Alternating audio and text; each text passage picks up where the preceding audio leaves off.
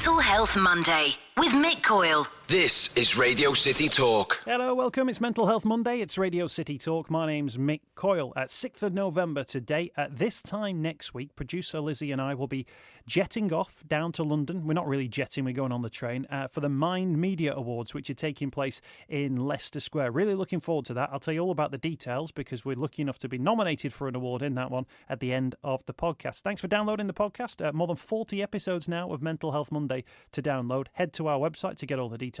radiocitytalk.co.uk. If you're listening on the podcast, if you're kind enough to share it on your social media, Facebook and Twitter, that will be absolutely wonderful. If you would like to subscribe to the podcast, you should be able to find all the details on your podcast suppliers. A couple of guests on the show today. Emma Cuddy wants to share her story. She had a physical health condition which, unbeknownst to her, was starting to have an impact on her mental health. She works for a health screening company and her health has changed now beyond all recognition. She used to suffer from anxiety. She shares her story. First and foremost, though, we're going to hear from Lynn Collins from the North West TUC. Now, Lynn, always a great speaker and always a great contributor to the programme. She was on with her daughter a few months ago. She's been looking at a couple of stories related to mental health and our well-being within the workplace. There's a couple of studies and stories which have been doing the rounds recently about the number of children who are being dragged into poverty, another 700,000. What does that mean for the mental well-being for those children and also their parents? But also a story out from Action for Children, taking a look at loneliness and the scourge of loneliness, which is huge right across the country, the impact that it can have as well on parents and children, and particularly those parents after the child is newborn. So as a parent tries to find their way in the world, loneliness can be a huge factor. So Lynn was in the studio. She picked out those two stories to discuss on Mental Health Monday. Radio City Talk. Tackling the stigma. There's a couple of stories about parents and children, sort of, you know, that are tangentially linked, really. One in The Guardian talking about 700,000 extra children going to be pushed into poverty than was expected. And this is because of a combination of low wage growth, which we've talked about, but also the benefit system changes, the move to universal credit and the impact that that's having on families. And then alongside that, I think there's a story about parents being lonely and when you become a new parent, not having the kind of support networks perhaps you need. And I think this is another one of those things that I think has crept up on us, and is you kind of think in the age of technology, you know, what's caused it, but if you look alongside what's happened to some of our public services. So, you know, when I had my kids, there was Sure Start centres, Labour introduced in the 1990s. And there was always something going on at a Sure Start centre, a drop-in, a mother and baby group, kind of baby yoga. There was always something. So you could get out the house and you could find something affordable to do locally. But a lot of those support mechanisms for parents have gone now. And it can be quite an isolating thing, especially if you've always worked, to take time out of work. You're on maternity leave. You're obviously very busy because you've got a new baby. But it's kind of a total different environment that you're used to. And reconnecting with fellow parents, or, you know, making those connections can be really difficult. I think it's interesting that we look at that figure about 700,000 extra children being pushed into or dragged into poverty.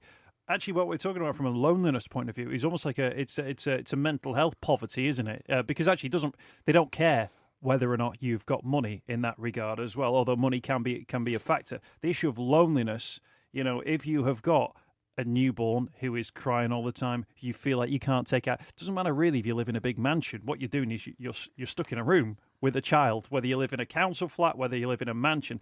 It sort of doesn't care, if you like, although your options might be different if you've got a few more quid. Yeah, and that's where the support services that we provide as a society are really important. It's the same with older people. You know, there's often reported an increase in loneliness amongst older people. Well, the services that we would provide, you know, coffee mornings, those kind of drop-in services that people could readily access at a local venue, they're all going because they're non-statutory services. So the impact of, you know, we've seen the impact of the cuts that on local government sort of filtering through the system. And what we're seeing now is a bit of a chasm opening up in terms of the support that we provide people who feel socially isolated for whatever reason. If you've got money, there's probably, a private baby yoga class you can go to, or there's probably things you can do. But even if you think with slightly older children, we've got free museums and galleries. I think that's the best thing ever, because that means that you can always take your child somewhere and do something interesting and exciting with them, and it doesn't cost you. It costs you your bus fare to get there. My fear is that we'll start to reintroduce things like charges for museums and galleries, and that will close yet another door. I think the opportunities to do educational activities, to get involved in some of the activities they have at the Walker Art Gallery are great, and they should be there for everyone. I agree, but I would also say, this poll by Action for Children found a quarter of people felt cut off from friends since becoming a parent for the first time. There's that idea of, well, at least I'm getting out and about and I'm engaging and my kids are engaging in things. But also, we're talking about friends there, and that's that human contact that you have when you speak to, I don't know, many times I go home from work and I'd see my wife and I go, what have you been up to? And she'll go, nothing. I haven't spoken to a human being apart from this newborn baby who isn't necessarily, coming back with much of interest. So there's almost a responsibility you almost have to take as a friend towards somebody and realise that they've not just grown another head. Absolutely. And I think people do this all the time. We had examples of friends who did it with us where we said, well, if they're not going to contact us anymore because they simply think that we've got kids and we don't want to speak to them, well, that's really their loss. We'll almost just leave them to it, because really you almost need to double up when someone becomes a parent for the first time. Because, I mean, if they say it's going easy, they're lying. It's a nightmare when you first become a parent, isn't it? And I think that's the point where you almost need to knock on the door and go, do you want me to go and do your week shopping for you? Do you want me to, clean those pots? Yeah. And they'll always say no, but just do it anyway, because actually it'll make a huge difference. My kids are 15 and 17, and I'm just starting to reconnect with friends again now that they've got to that age. But there is a big chasm there that the backfill was our society. We had a society that provided support mechanisms. We had, in those early days, you'd have a school, you'd have a health visitor who'd knock on your door, who'd, be looking holistically at what support you needed. You'd have regular visits from your midwife up to the few weeks after birth. Because of the real cutbacks in those services as well, people aren't necessarily getting that level of support. They aren't getting the professionals as well as the friends who can maybe flag up there's a little bit of help needed here, and deal with it quickly when it's needed. And I think loneliness as well used to be one of those things you kind of, he's a bit lonely. Likes to spend time by himself. He's quiet, as he's always happy when he's on his own in his bedroom or whatever it is. Actually, when you start to sort of factor in children and factor in other environmental things, and you start considering mental health around loneliness, suddenly it does become a much bigger issue. There were figures out just very recently saying that loneliness was a bigger or was more likely to cause a death than I think diabetes, because of the impact it can have on your mental health, particularly when you're older, this was. And I wonder whether or not loneliness will become, the next issue, if you like, that needs to be tackled. It's relatively easy to tackle if you really think about it. It's simply about making those connections. But if you don't make those connections, it's a real breakdown in what we are as human beings, isn't it? And the other people who can perhaps help in some of these circumstances are employers, because often a woman will be on maternity leave, and within the regulations that govern maternity leave, there's things called keeping in touch days.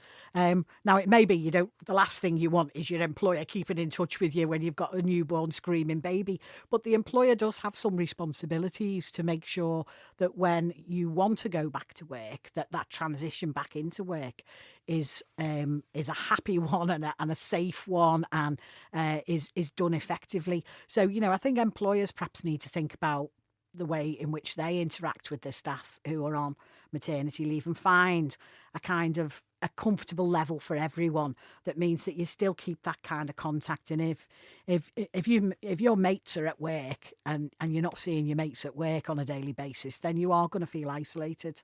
Yeah, and a few days away from work, great. A week away from work, 2 weeks away from work, but 2 months, 3 months, 4 months, 8 months, a year. And the way work changes these days, it's highly likely that your workplace will have changed when you go back, whether there's a restructuring, there's different jobs, people taking on different roles. It can be a difficult time, and it can be made easier. by effective policies. There you go. A charity warning about the impact loneliness can have on parents and kids. A poll by Action for Children found a quarter of people felt cut off from friends since becoming a parent for the first time. Is there a new parent in your life that you could go and knock on the door, say, how's it going? They might offer you a cup of tea. Here's a top tip. Go make it yourself. It'll be easy for everybody. Lynn Collins, thank you for your time. Really appreciate you coming on the programme. No problem. Radio City Talk. Tackling the stigma. Okay, so Mental Health Monday today. It's going to be a really interesting conversation, this one. Emma Cuddy joins us on the programme. Now, we've spoken a lot on the programme about how people can tackle some of the mental health issues that they face and whether or not there are things they can do in their lives to make their life a little bit easier. Emma, thank you for coming on the programme. Really appreciate you speaking to us. Thank you very much for having me, Mick. Just tell us about, Emma, some of the problems that you found yourself facing in life. What were the sort of issues that you were facing before you were able to find out exactly what they were about and take some action? Yeah, so myself through Randox Health, I had my Randox Health Preventive Health Programme. And with one simple blood sample, I was able to find out that I was actually experiencing or living with an underactive thyroid condition. And prior to this, I was feeling very lethargic. I was having some fatigue. I had some weight gain, but also feelings of low mood and anxiety. And I had put this all down to lifestyle changes which had occurred in the previous few months, such as moving house, starting a new job and getting married.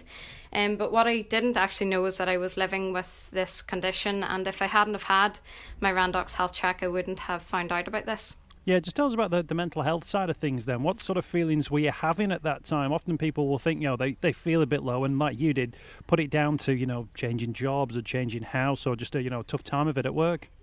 Yeah, so, I mean, I guess I thought it was all going alongside the fatigue. So I was maybe finding it hard to get out of bed in the morning, and maybe I would have got slightly more frustrated than what I used to, or a little bit of irritability. Yeah, just tell us about anxiety, because anxiety is one of those things which sits on a spectrum, doesn't it, which can affect people in many different ways. How did it affect you?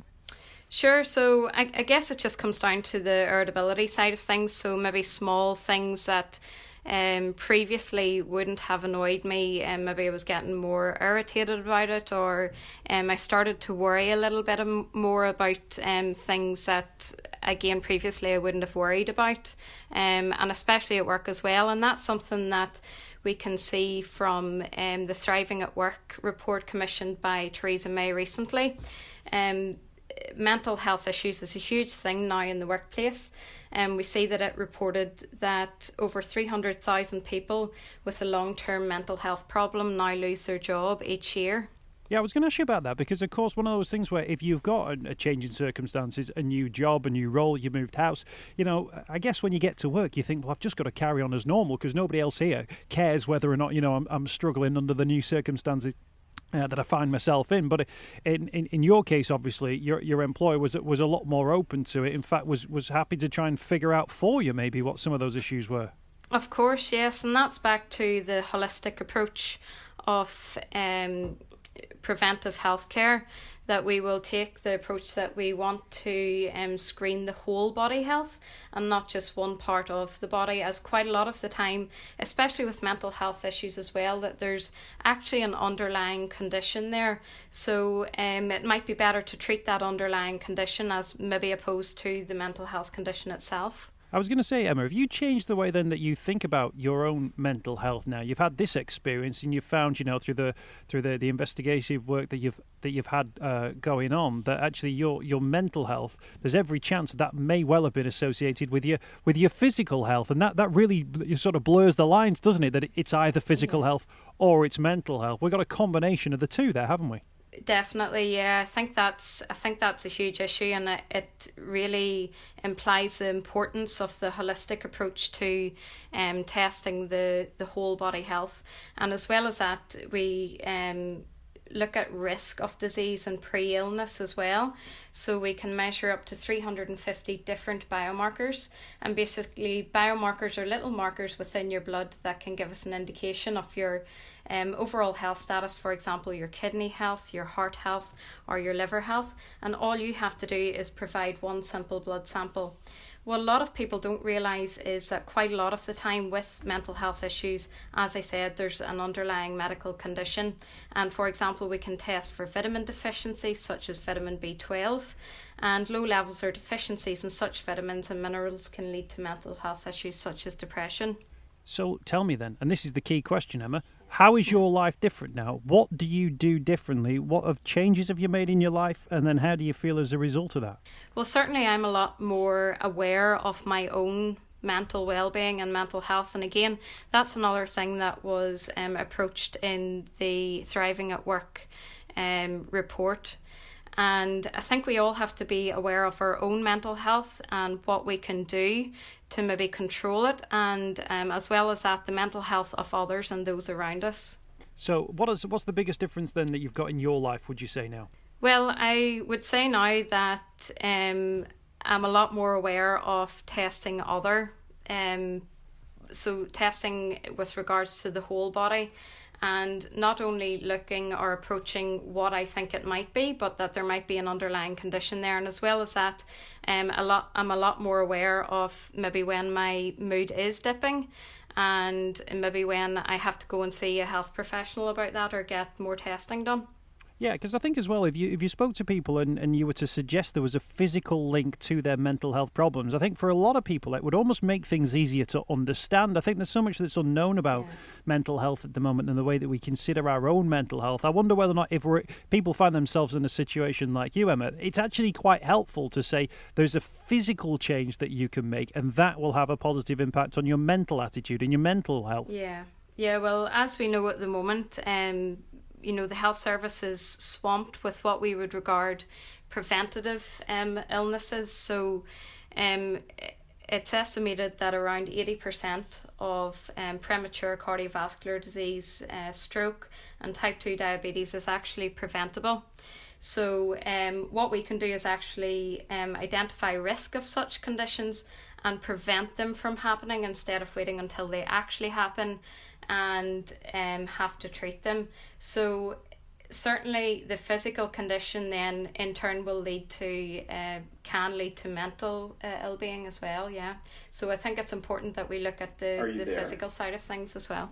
I was going to say, when people go on these sort of health checks, there's a presumption I think from most people, you get your blood tested and your heart checked and your breathing and that kind of thing as well. Do you think that actually the repercussions or the potential for the knock-on implications for mental health is something that employers or people conducting these tests could actually take more seriously? And that could play out in many different ways. It could play out, a footballer going through a medical at a football club for the first time, somebody starting new employment, that actually things that flag up potential mental health issues might actually be beneficial to the employer to be sort of skilled to deal with any of the issues that may come up, but also to enable the employee to know that there is a risk, or if they are experiencing problems, there's a physical change that they might be able to make.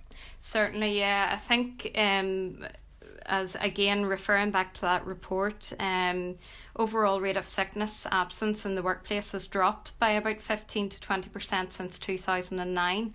However, the absence due to mental health issues has actually risen by about 5% in this period. So certainly it's an excellent approach for employers to take to ensure reducing the risk of absence due to mental health and other medical conditions. And did it hurt when they took your blood? No, not at all. Very simple, straightforward and pain-free. Excellent. Maybe we should I don't want to say live on the show because I think that would be too painful. It might be a little bit awkward and people might be squeamish about hearing it, but actually it'd be really interesting to find out whether or not there were things. I dread to think what might come up on mine, but we shouldn't be afraid of the unknown. No, definitely not. I guess there's two sets of people that maybe some don't want to know, but I definitely know that the feedback from our clients is very positive in that they've found it very informative and they've been able to take action on their own health before these conditions have actually occurred, and they're very grateful for that. And in terms of the changes that you've been able to make in your life, Emma, were they major changes? Is there anything notable that's different in your life now in terms of maybe a little bit more exercise, maybe changing the way that you eat, that you think, well, actually now I can tell that has made a difference. I feel less anxious as a result of that. Yes, definitely. It's given me the chance to take control of my overall health. I guess what you could say, it gave me a little bit of a kickstart in terms of eating a lot healthier, doing a little bit more exercise, and lost a bit of weight, because not only did I know I was living with a condition, but I was also made aware that it was a condition that could have other effects for me in terms of my heart health and things like this. So it has given me the kickstart to take control of my own health. Emma, if people want to find out more information about the work that you do and Randox Health, where can they go? Okay, so for more information on booking your preventative health programme, you can visit www.randoxhealth.com or free phone 0333 253 0736. And we will be opening a new clinic in Liverpool near you in the Exchange Station in the city centre, just in time for the Randox Health Grand National in April. And if you don't have a clinic in the meantime close to you, you can avail of our new state-of-the-art mobile clinic, which is available throughout the UK, where we can actually bring our preventative health service to you at the workplace or home or wherever suits you best. Emma Cuddy, thank you for your time. Thanks for joining us on Mental Health Monday. Okay, thank you very much. Okay, let's just wrap up. Thank you to everybody who's been emailing the programme. Like I say, if you've emailed the show in the last week or so, I've been off for a week, so do send them in again and they'll jump straight to the top of the pile. Thanks to the guys at the Fallen Angels Dance Theatre, who are inviting local people in recovery from addiction to explore their stories and experiences this month.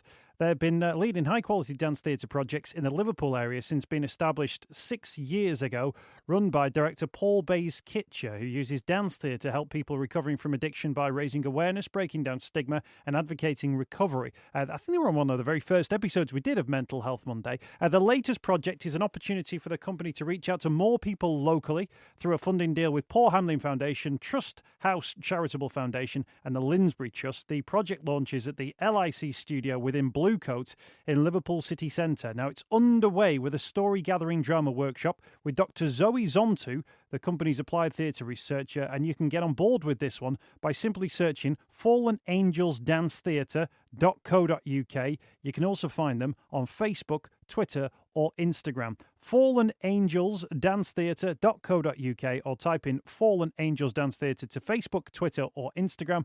They're looking to get on board with people who are currently in recovery from addiction. Find out more about the work that they do online. Check them out on social media and the work done by Paul Bays-Kitcher and the Fallen Angels Dance Theatre team. Thanks to the guys for sending that across. Mental Health Monday, every single Monday here on Radio City Talk. Now, next Monday is the Mind Media Awards. Me and producer Lizzie are off to London because we'll be nominated for Journalist of the Year in that. So we'll give you an update, not in next week's show, because we won't know. But then the week after that, we'll know whether or not we've been recognised. But either way, it's nice to be nominated. We've got the Mind Media Awards. We're up for Journalist of the Year for Mental Health Monday, and we'll let you know about that in the next couple of weeks. Mick at radiocity.co.uk if you want to get on board with the show today and share your story. Radio City Talks Mental Health Monday with Mick Coyle.